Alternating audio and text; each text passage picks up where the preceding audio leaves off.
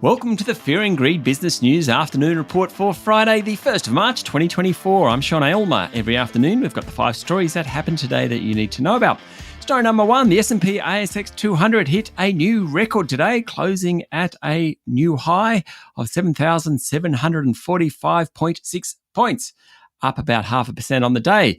The story of the past 4 months, since the low in early November, has been the tech stocks, which have outperformed all other parts of the market. The banks have also been decent contributors. BHP surged today, finishing up 2.3%, which is a bit of a turnaround because the miners haven't done so well in recent months. Fortescue Metals and Rio also did okay today, finishing about 1% higher. The banks rose, led by ANZ's 1% jump. Both Woodside and Santos were up nearly 2%. Woolies and Coles outperformed, while Wesfarmers dropped. Others to fall back included CSL, Macquarie, Telstra, Transurban and WiseTech Global. Tough day for hearing implant group Cochlear, which fell 4% after hitting a record high yesterday. Tracking app Life360 jumped 38%. After the group announced plans to launch an advertising business, and lithium miners had a good day. That's after benchmark futures traded in China rebounded. Core lithium closed up 14%, while Sayona Mining and Arcadian Lithium jumped more than 10%. Story number 2, former National Australia Bank Chief Executive Ross McEwan has joined the board of BHP, putting himself in discussions about chairing the big Australian. Current BHP Chair Ken McKenzie said he was delighted to secure Mr. McEwan's services starting April 3, adding that he brings a strong focus on people and culture, technology and innovation, and has deep experience in capital allocation and value creation. Mr. McKenzie is in his 7th year on the BHP board and is expected to follow the general rule of thumb at the company of not carrying on for more than 9 years.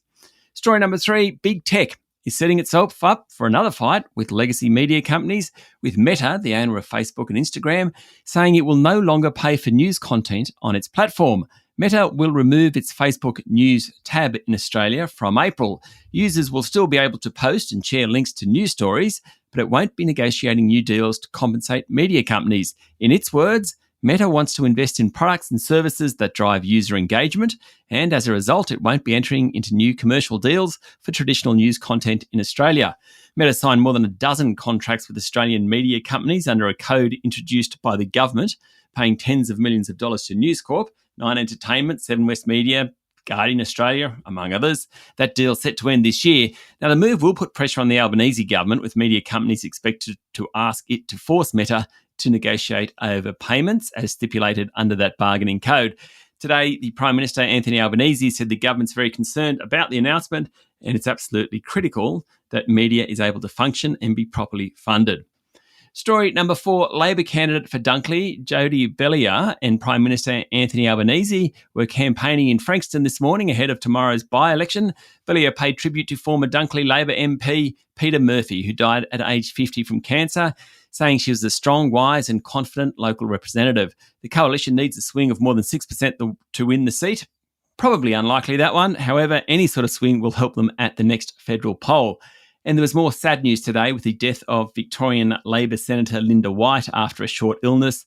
The Prime Minister said she was an invisible servant of the administration of the Labor Party federally and in Victoria through the good times and the hard, and was the longest serving woman on the national executive of the ALP.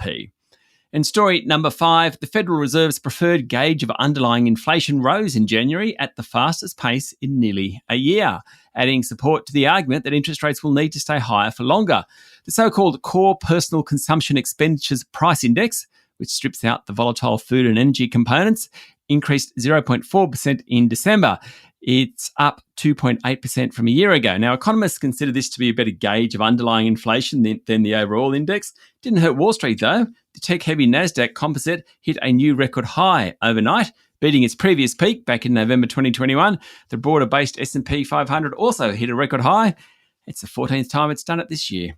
That's it for the afternoon report for Friday, the 1st of March, 2024. Michael Thompson, Adam Lang and I will be back tomorrow morning with a weekend edition of Fear and Greed Business News.